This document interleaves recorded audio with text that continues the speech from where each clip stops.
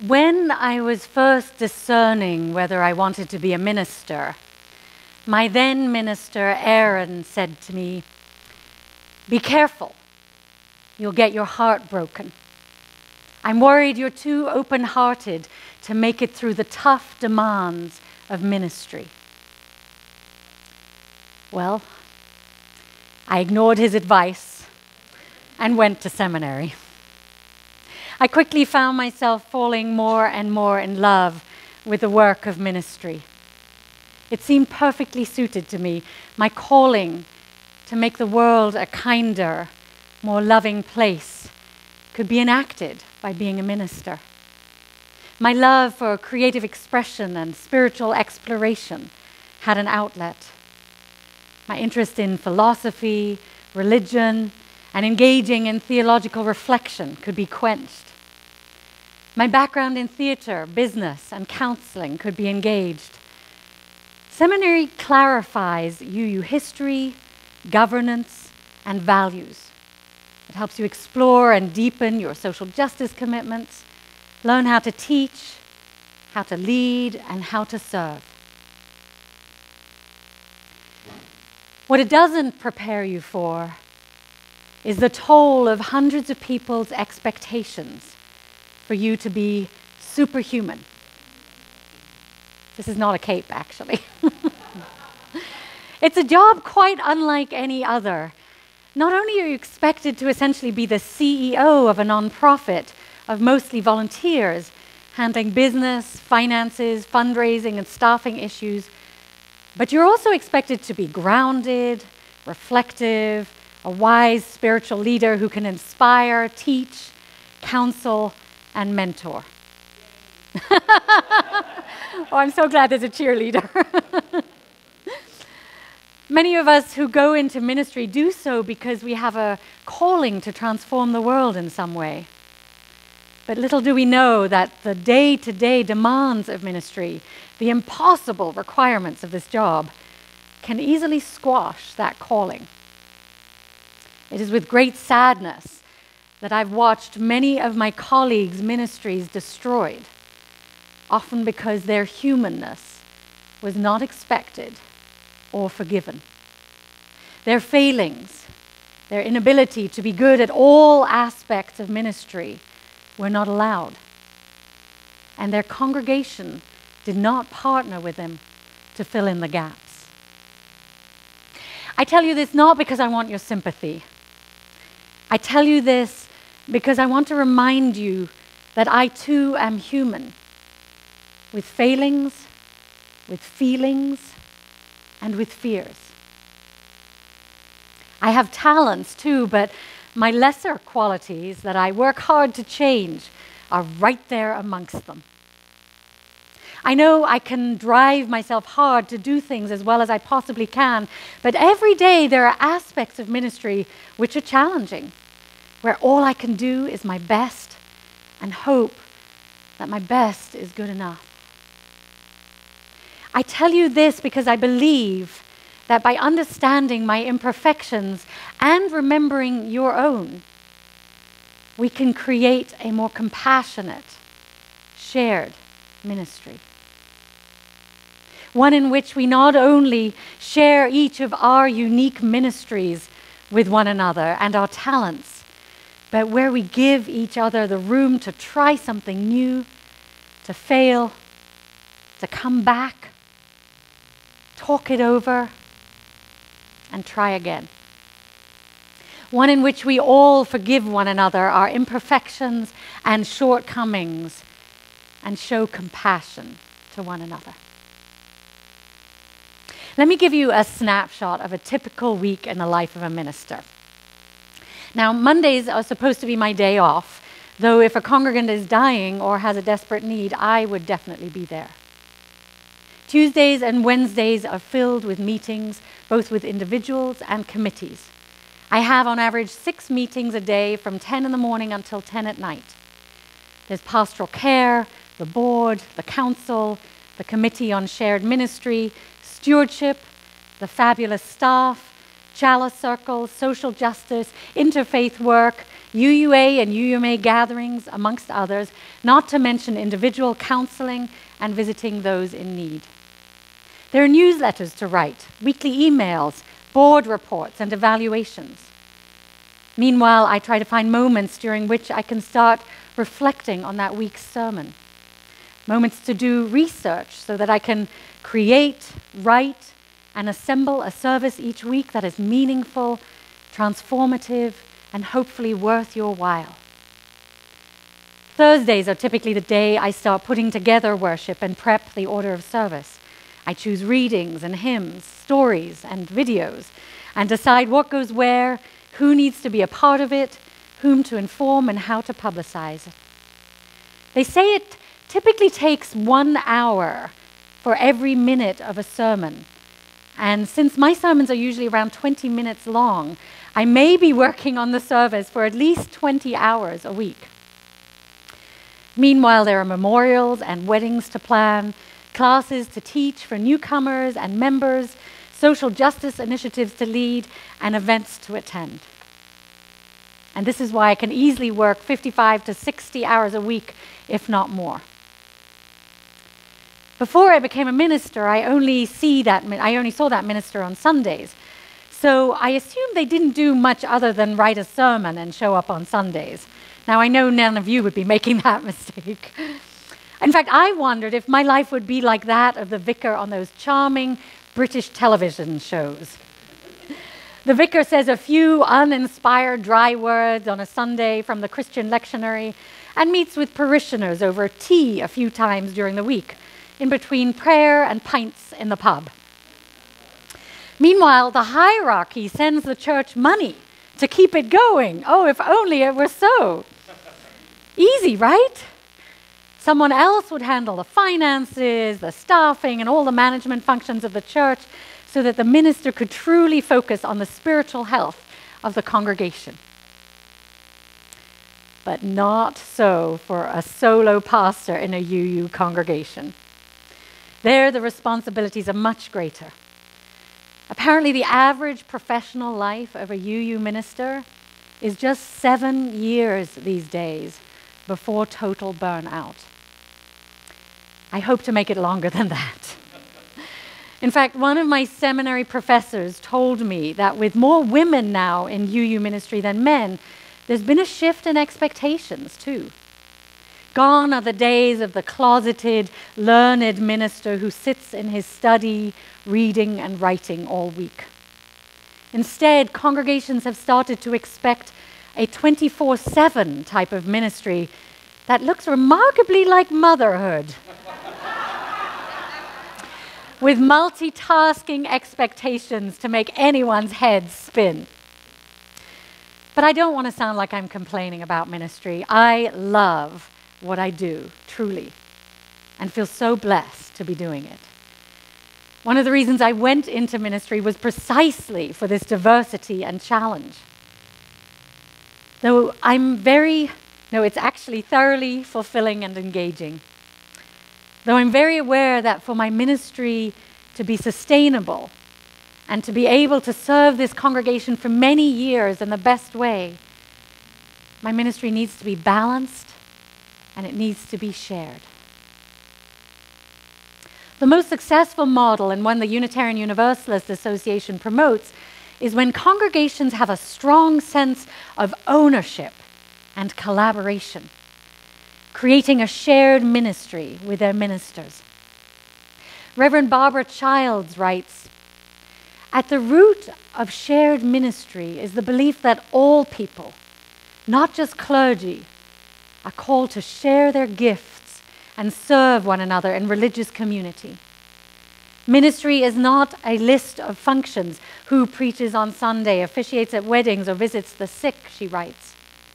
Instead, the focus is on qualities of being in relationship with others, no matter what one's role may be. That is the spirit of shared ministry. I was struck by Reverend Barbara's mention of the importance of the qualities of being in relationship with one another. That is what I want to explore with you further today.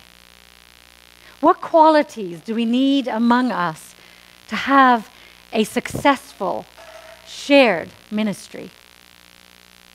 And what do we even mean when we use the word ministry?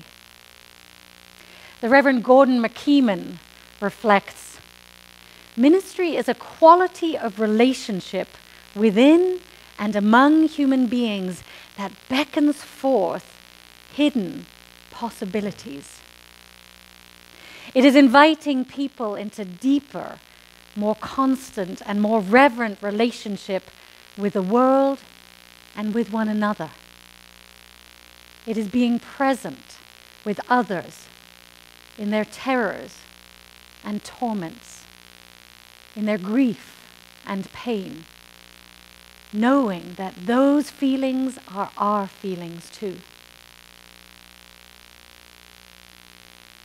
My friends, you already do a lot of shared ministry here. I'm sure your 55 years, with many years as a lay-led fellowship, required you to make most, if not all, of the ministry happen here by yourselves for a long time. It contributes to your remarkable sense of accountability and high involvement. You understand the importance of stepping up and helping co-create this congregation. As a result, this community thrives because of all of your efforts. I've been so moved by the many talents and community commitment I see here at CVUUF and how generously you share those with one another. Ministers and staff come and go, but the reason this congregation is still here is because many of you, and as I look around the room, almost all of you have invested your time and gifts in this community deeply over the years. But I think we are now poised at the next threshold of deepening our shared ministry. You understand the importance of doing in community, of stepping up into leadership and sharing your skills and intelligence. But I wonder if we couldn't journey deeper in our way of being together in community. As Gordon McKeeman invites us to go into deeper, more constant and more reverent relationship with the world and with one another.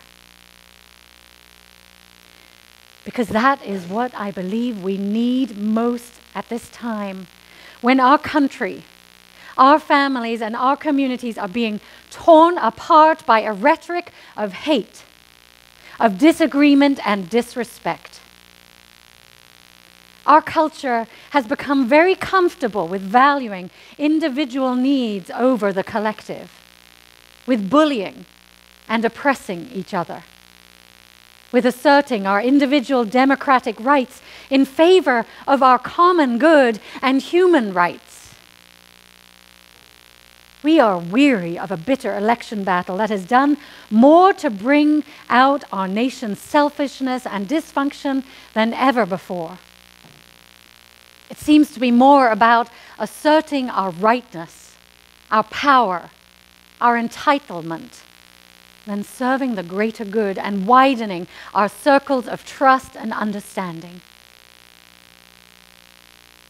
But instead of being dragged into that way of being, as so much of our country is at this time, we have an opportunity to lead.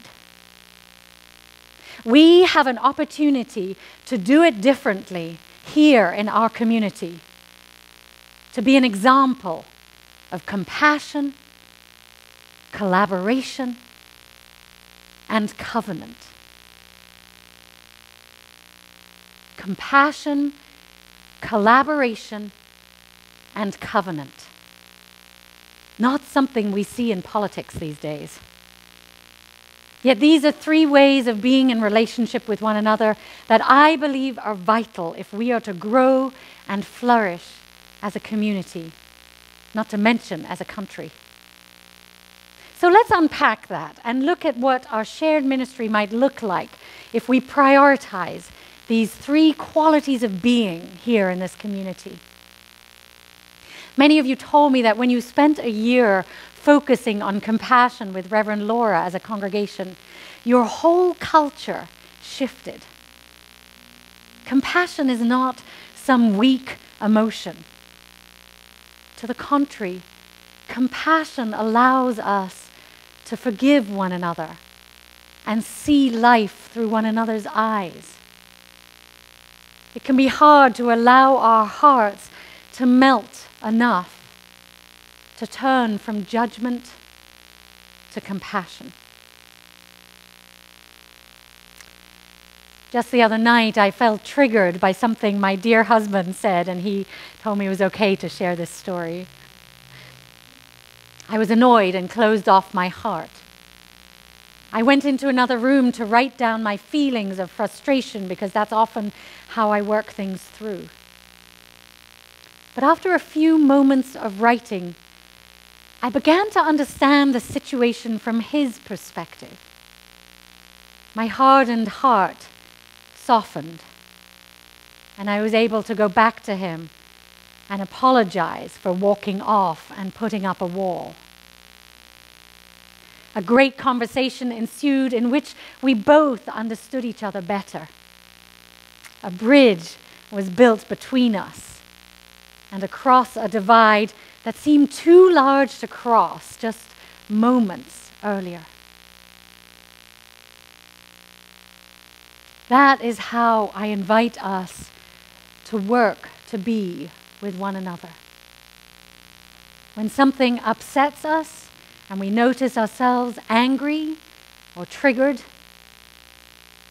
take some time to write down your feelings and imagine what might be happening for the other person. By trying to walk in another's shoes, even when their behavior or stance aggravates us, we grow our humanity. We grow our capacity to be kind. And we will be part of a more forgiving, loving community. And then if you can summon the courage, go directly to that person to try and rebuild the broken connection. Show your compassion. Listen with curiosity and find each other's humanity. Collaboration is the second quality I want to focus on. There are many intelligent and skilled people here.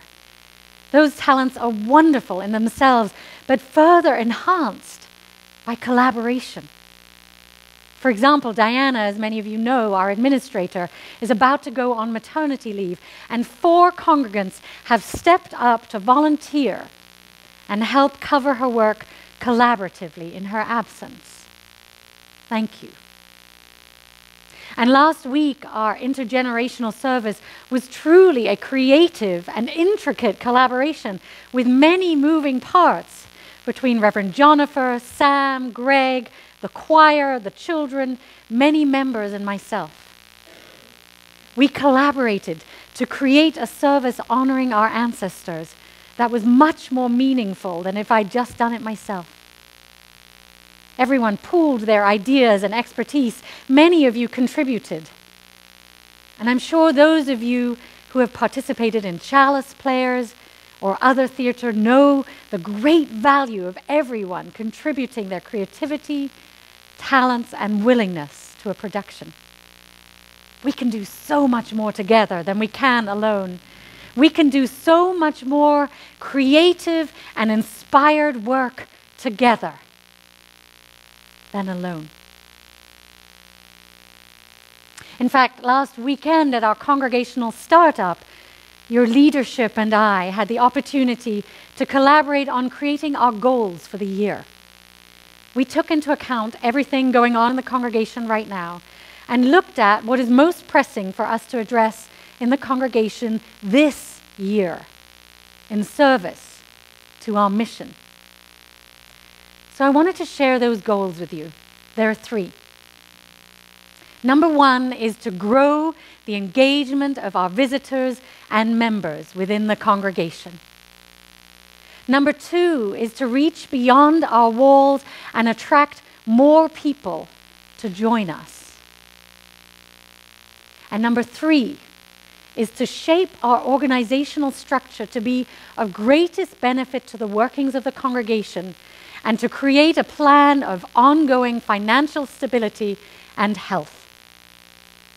And it was our wonderful Kelly Castillo there who helped us synthesize it all our many thoughts. As we work on collaboratively achieving these goals, they will all be guided by our mission. Our mission to nurture spiritually courageous people who transform the world through justice and compassion. Our mission is why we gather, why we exist, why we practice in all the ways we do. To be spiritually courageous, to transform the world not through violence or anger, but through justice and compassion. And that reminds me of our third way of being, our third C this morning, covenant. Being in covenant with one another is the bedrock of our Unitarian Universalist faith. Unlike many other faiths, ours is not necessarily a covenant with God. Ours is a covenant with one another. We live into our mission through practicing and embodying our 7 UU principles and our congregation's covenant of good relations. These are our guiding values, our sacred contract with one another. To be spiritually courageous and transform the world, we need to regularly remind ourselves of our 7 principles. They're in your order of service every week. We also need to refresh our understanding of our congregational covenant so that we can speak to one another in love. We need to lovingly tend our joint ministry and resist gossip, rumors, and anything that is destructive to the greater whole.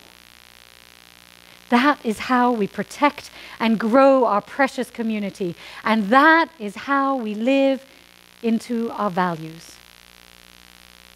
I would like to invite Brian now to read 6 excerpts from your beautifully written covenant.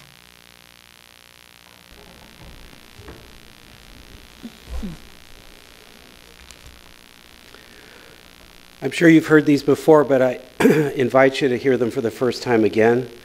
I've tried these outside the walls, and they're incredibly powerful. In my interactions with others in this congregation, I will speak honestly and directly to the persons with whom I have a concern using thoughtful, compassionate language. 2, forgive the errors and shortcomings of myself and others as we contribute to our shared ministry and express gratitude for the many gifts we bring. 3, assume good intentions in those with whom I disagree and examine my own part in the disagreement. 4, listen deeply to and actively seek resolution with those concerned. 5, expect divergent beliefs and opinions and persist in respectful dialogue, especially in times of uncertainty, remaining open to new understandings while doing my part to sustain this covenant. 6, through this covenant of good relations, it is our intention to foster healthy and productive relations within our church community as we work together to achieve our mission.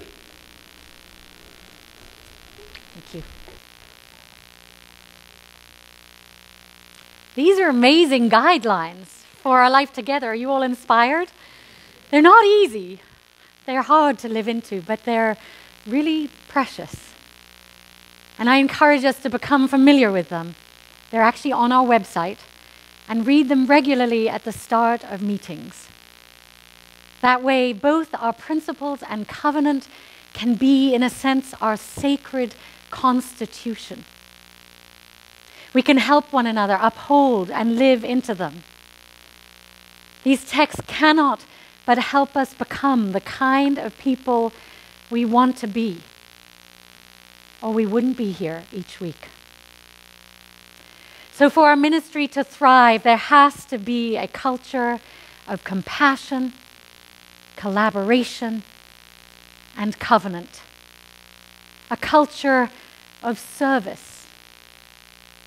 This has to be a culture in which we offer our ideas, share our gifts, and work to serve our mission. A culture in which our individual egos take a second place to what's for the highest good of the whole. Because for us to be spiritually courageous, we have to rise above the petty concerns that can so consume and destroy a well-intended organization. We have to rise above the small conflicts, personal preferences, and the insistence that there is only one right way. You may not always get your way, but that doesn't mean we haven't heard you. Sometimes taking one direction necessarily excludes others. We have to expand our hearts and minds to be inclusive, to be generous, to be as trusting as we can be. Because we will only succeed and achieve our highest potential if we develop these qualities together. If we stand relentlessly for the highest good of this congregation and all offer our personal ministries for the good of the whole. This is how we live out our faith. Buddhist monk Thich Nhat Hanh and other spiritual leaders feel that learning to live peacefully with one another in community and serve together is the great contemporary spiritual challenge. So much of American life is geared around the individual. It's actually quite countercultural and a spiritual practice to come together as a community, bridge our differences, permeate our individuality, and live out a mission that is broader than individual happiness. We can be more, do more, and love more with a commitment to compassion, collaboration, and covenant. And I can be more, do more, and love more by co-creating that ministry with you. May we collaborate joyously in our ministry, nourishing one another with compassion and changing the world together through living our covenants. May it be so. Amen.